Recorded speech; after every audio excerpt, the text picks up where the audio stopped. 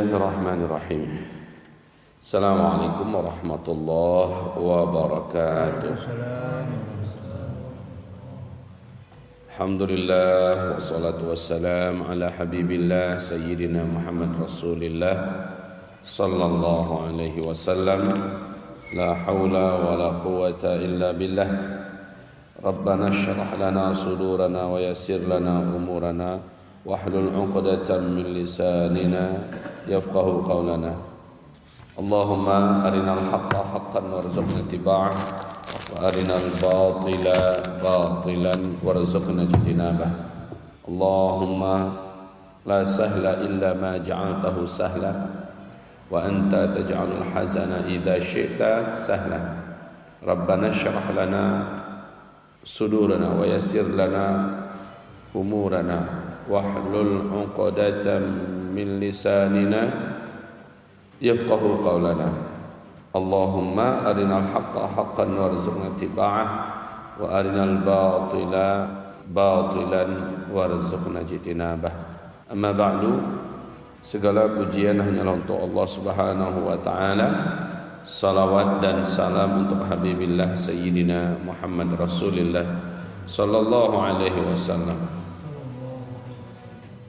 Amma ba'd, saudaraku dan sahabat-sahabat seiman, taqabbalallahu minna wa minkum salatana wa qiyamana wa ruku'ana wa sujudana wa dzkarana wa du'aina wa taqabbalallahu minna minkum siyamana wa tarawihana wa jami' adzkarina, amin ya rabbal alamin.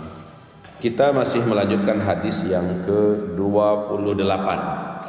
Ternyata penulis di dalam buku ini menyebutkan perkara yang cukup panjang ya tentang hadis nomor 28 ini. Keluar ayat-ayatnya semua, dituliskan di sini hadis-hadis Nabi sallallahu alaihi wasallam, yaitu tentang banyaknya kebakhilan. Sebelumnya kami sudah menyampaikan, kami sudah mengatakan bahwa sesungguhnya amalan yang paling disesali oleh seluruh orang yang sudah di alam barzakh, amalan yang paling disesali oleh seluruh orang yang sudah sampai di alam barzakh, bukan salat, bukan haji umroh yang tak jadi, bukan kenapa enggak banyak hafal Quran dan sebagainya. Tapi yang paling disesali adalah dia dulu di dunia telah menghabiskan hampir seluruh umurnya untuk mencari duit. Hampir seluruh umurnya sampai ketika dia pensiun.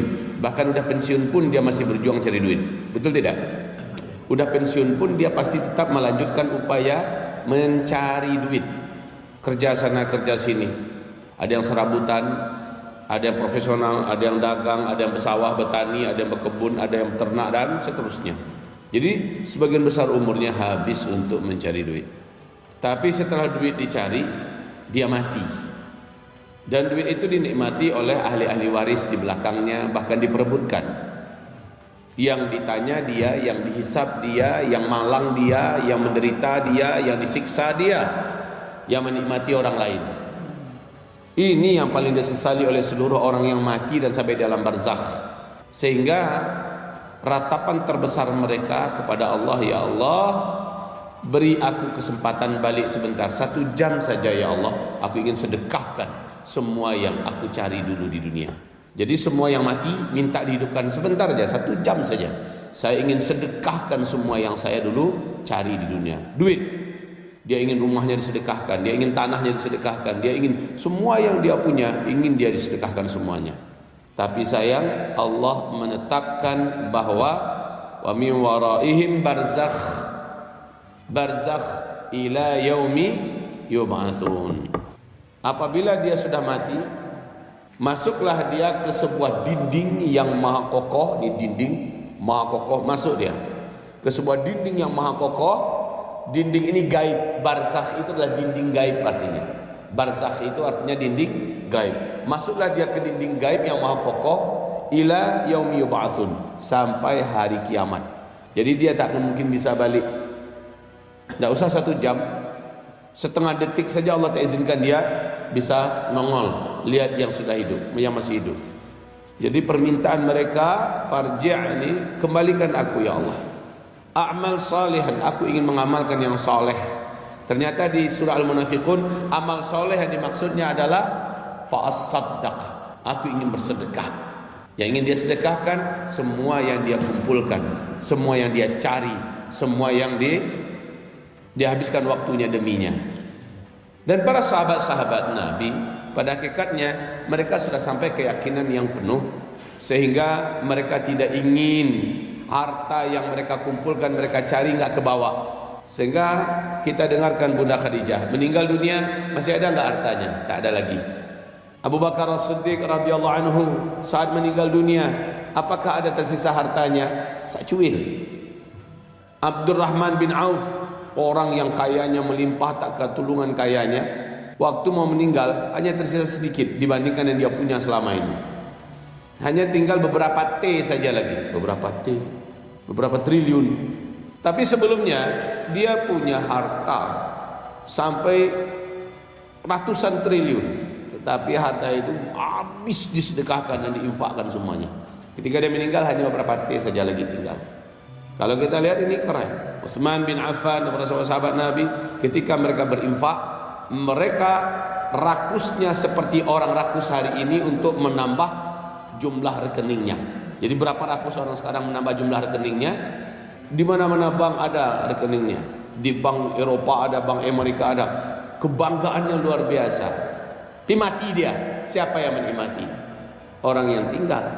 Yang bisa dinikmati yang mana? Yang sempat dia sedekahkan. Maka maluka ma qaddamta, kata Rasulullah, wa malu ghairika ma akharta, wa malu ghairika ma akharta. Yang hartamu adalah yang engkau sedekahkan, engkau infakkan. Yang bukan hartamu, yang engkau mati dan engkau tinggalkan, itu bukan hartamu, tapi yang dihisap engkau, yang ditanya engkau, yang dituntut engkau, yang dikaji satu demi satu dari mana datangnya, kemana perginya engkau. Maluka ma qaddamt. Yang hartamu yang engkau sedekahkan, yang engkau infakkan. Maka ketika Rasulullah pulang ke rumah, Rasulullah bertanya pada Bunda Aisyah radhiyallahu anha, masih ada sisa enggak? Apa kata Bunda Aisyah? Ya Rasulullah, tinggal satu pundi lagi, yang lainnya sudah habis. Cuma itu lagi yang tersisa. Kata Rasulullah sallallahu alaihi wasallam, salah.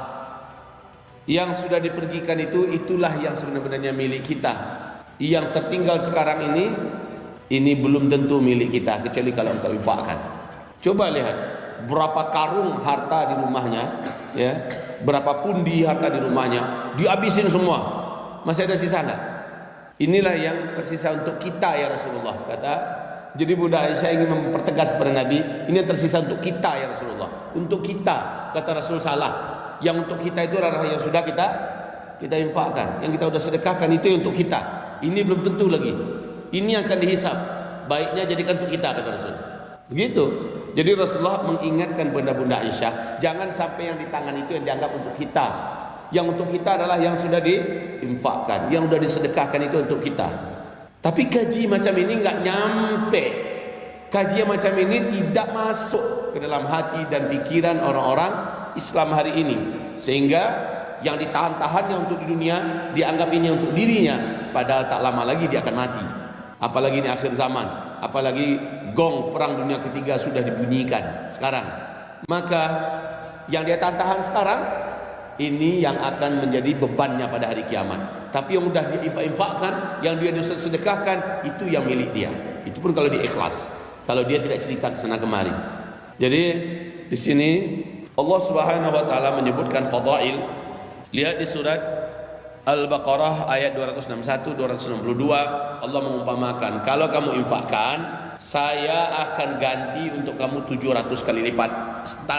Star penggantinya 700 kali lipat.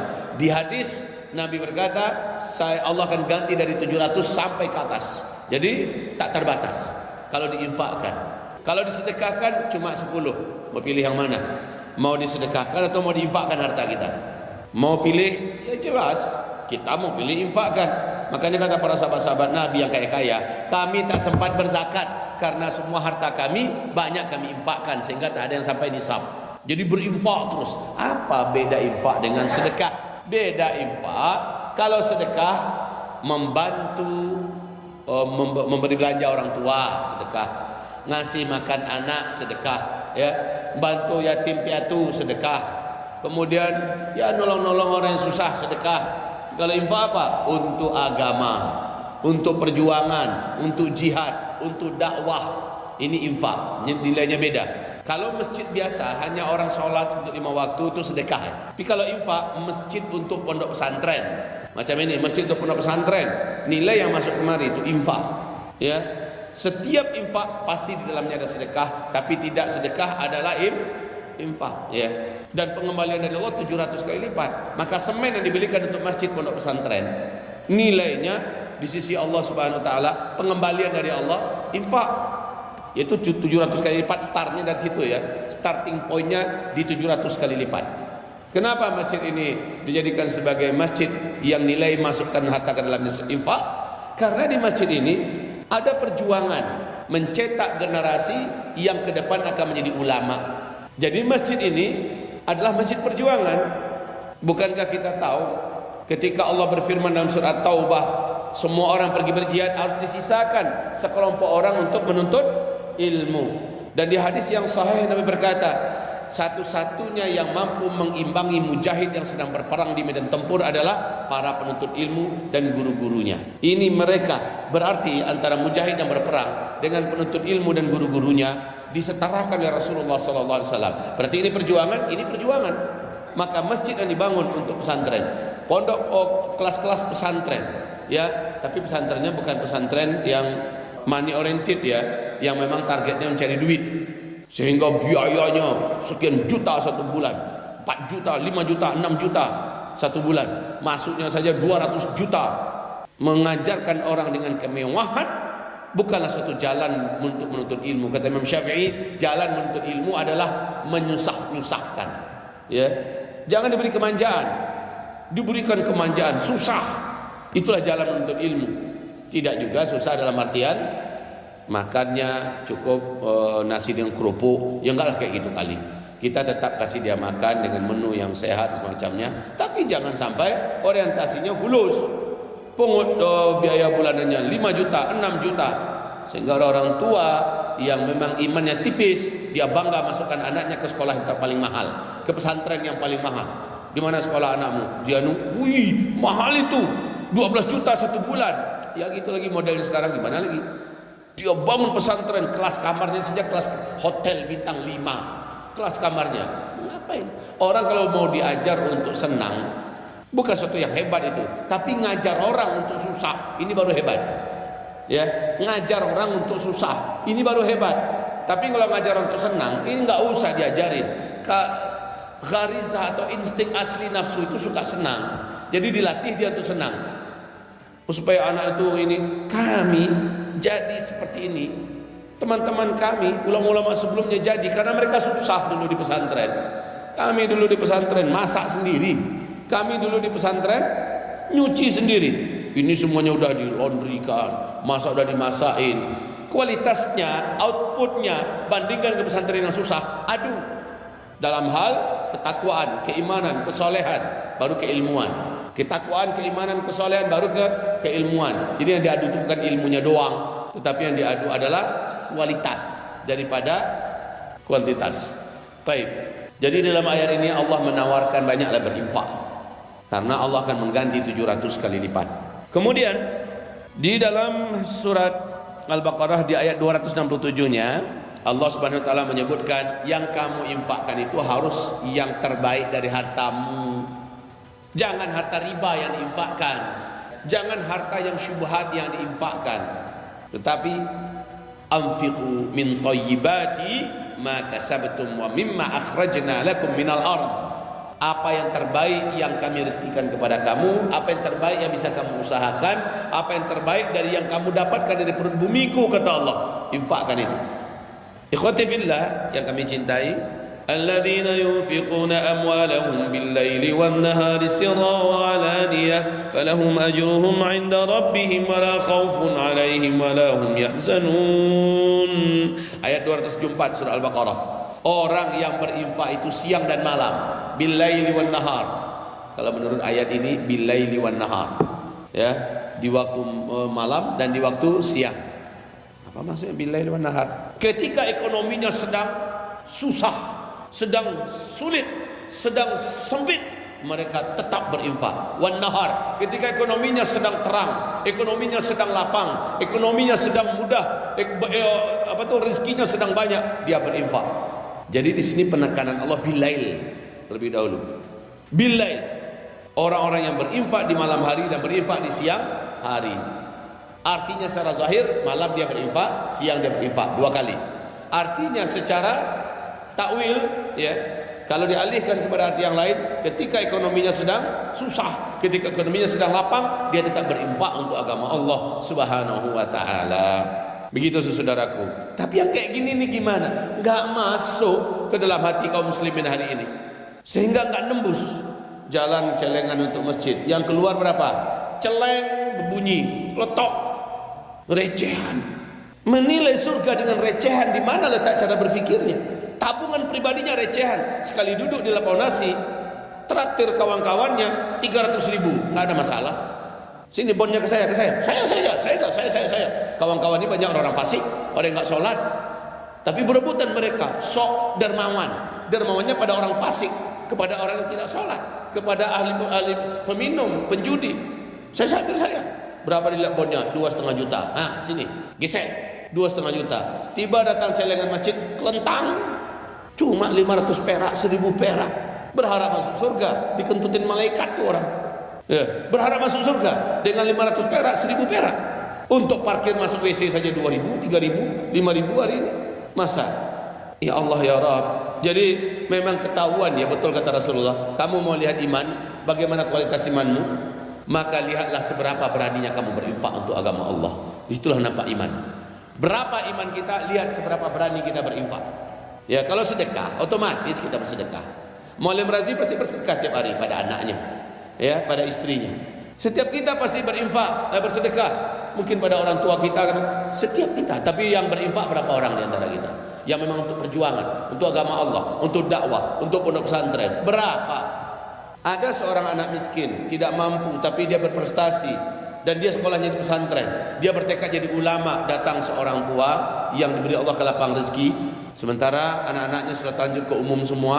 Saya ambillah anak ini untuk saya asuh, saya biayai, saya didik. Dana yang dia keluarkan tiap bulan bukan sedekah, tapi itu adalah infak. Karena anak ini menjadi aset untuk melanjutkan risalah Nabi Muhammad SAW. Ini adalah perjuangan. Maka menampung anak untuk diasuh, untuk disekolahkan, sementara targetnya dan cita-citanya menjadi ulama, anak ini adalah anak perjuangan fisabilillah. Dan nilai harta yang dikeluarkan untuk anak tersebut, nilainya adalah infak fisabilillah. Begitu.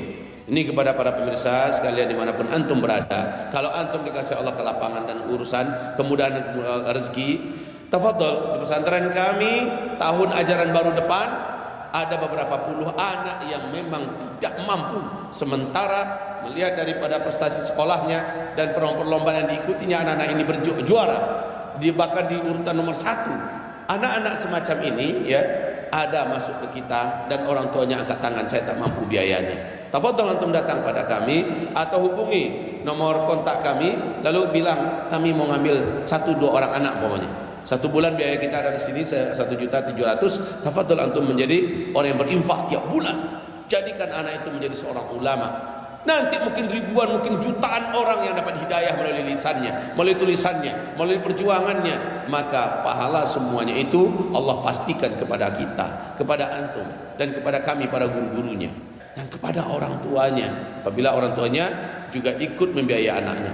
Taib ibarat Allah yang kami muliakan. Jadi dari sini kenapa hari ini dijadikan oleh Rasulullah SAW sebagai tanda dekatnya kiamat adalah orang-orang mulai pada bakhil, karena memang keadaan ekonomi sekarang menurun tajam. Itu benar.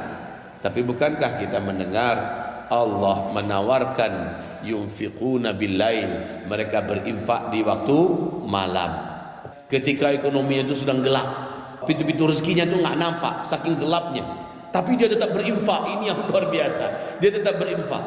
Dan Allah puji orang ini dalam surat Ali Imran ayat ke-134 ya. Wasari'u ila maghfiratin min rabbikum wa jannatin 'arduha samawati wal ard wa 'iddat lil muttaqin. Ayat 134. 135-nya alladzina yunfiquna fi sarra'i wad dharra. Orang yang tak mengeluarkan infak ketika ekonomi mereka sarra dan dharra, ketika ekonominya sedang payah dan sulit, dia tak berinfak. Baik.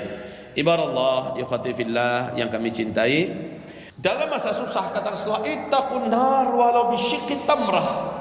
Bertakwalah kamu kepada Allah, jauhi dan selamatkan dirimu dari api neraka walau hanya bisyiqqi tamrah, walau hanya satu butir kurma.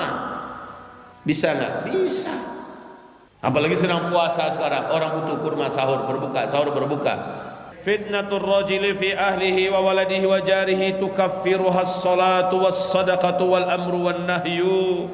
Rasulullah sallallahu alaihi wasallam, fitnah seseorang yang akan menimpa keluarganya, yang akan menimpa anak-anaknya, yang akan menimpa tetangganya, bisa diselamatkan fitnah itu oleh Allah, bahkan ditutupi oleh Allah Subhanahu wa taala dengan salat, dengan sedekahnya, dengan al-amru bil ma'ruf wan nahyu 'anil munkar. Man tasaddaqa, dari Abu Hurairah radhiyallahu anhu, man tasaddaqa bi 'adli tamratin min kasbin thayyib. Siapa yang bersedekah walaupun hanya dengan satu biji kurma, tapi dari harta yang betul-betul bersih, kata Rasulullah sallallahu alaihi wasallam, wala yaqbalullahu illa thayyib, dan memang Allah tidak akan mau menerima kecuali dari yang bersih, harta yang bersih. Lanjut kata Rasulullah, fa innallaha yaqbaluha, maka sesungguhnya Allah menerimanya, diterima oleh Allah biyaminihi, dengan tangan kanannya. Allah menerima pemberian tadi itu dengan tangan kanannya. Infak kita, sedekah kita dari harta yang bersih, Allah terima dengan tangan kanannya. Lanjutnya apa? Tsumma yurabbiha, lalu Allah mengembangbiakannya di sahibihi, buat yang bersedekah tadi, kama yurabbi ahadukum fuluwahu, sebagaimana salah seorang kalian mengembangbiakan harta maharnya, yaitu ternak untanya, dengan menjadikan sebagai modal usaha. Jadi bagaimana kita ingin mengembangbiakan harta kita? Kan berjuang keras kita supaya ini berkembang. Bagi Allah nggak ada pakai berjuang kerasnya, tapi Allah memastikan saya kembangbiakan di tangan saya, kata Allah Subhanahu wa taala. Siapa yang menitipkan hartanya kepada saya dengan hartanya yang bersih, saya kembangbiakan, dan saya pasti akan menjadikan dia orang yang kaya. Mau jadi kaya, kuatlah bersedekah. Jadi bersedekah itu sebenarnya salah satu usaha, tapi ini positif, 100% pasti. Mau kaya, kuat sedekah. Mau kaya, kuat bersedekah. Kenapa mendepositokan harta kita kepada manusia begitu yakinnya kita, lalu mendepositokan harta kita kepada Allah kita gamang, kita takut. Apa iya? Ana inda dhanni 'abdi bi, saya tergantung pada keyakinan hamba kepada saya, kata Allah. Kalau hamba memiliki keyakinan yang baik, keyakinan itu akan dia terima. Tapi kalau dia tidak yakin, ragu-ragu, gamang, maka dia tidak akan menerima apa-apa. Jadi yang Allah terima adalah yang berbungkus keyakinan. Ikhwati fillah yang kami muliakan, yurabbi fuluwahu, ini rekan Imam Muslim, hatta takuna a'dhama minal jabal, sampai tadi kurma berapa besarnya? Kan sebesar ini cuma kurma. Enggak? Kurma sebesar ini. Kalau kita berikan dari harta yang bersih, kita titipkan kepada Allah, kita serahkan untuk Allah, dalam artian dinikmati oleh hamba-hamba Allah Subhanahu wa taala, maka Allah akan mengembangbiakannya hatta takuna a'zama minal jabal, sampai kurma tadi lebih besar daripada sebuah gunung.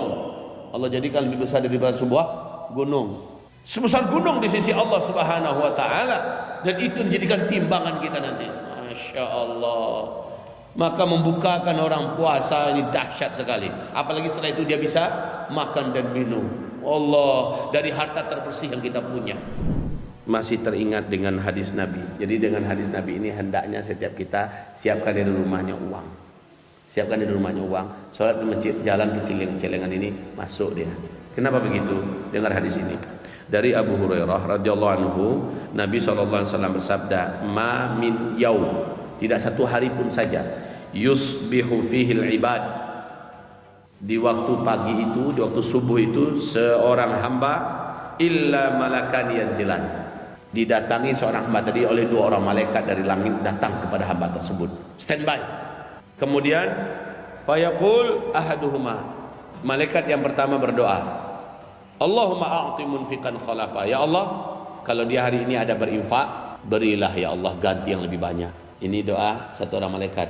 Yang satu orang lagi malaikat berdoa juga, wa yaqulul akhar, yang lain berdoa, Allahumma a'ti mumsikan talafa, ya Allah, kalau dia tak berinfak hari ini, Allah hancurkan hartanya. Kalau tak berinfak hari ini, Allah, padahal ada yang mau diinfakkannya, tapi dia tahan, dia tak berinfak hari ini, Allah hancurkan hartanya. Hancurkan hartanya. Ini doa malaikat tiap pagi itu, tiap pagi subuh. Maka kita subuh ini sengajakan dari rumah, apa jubah yang akan kita pakai besok subuh, masukkan uang kita ke dalamnya.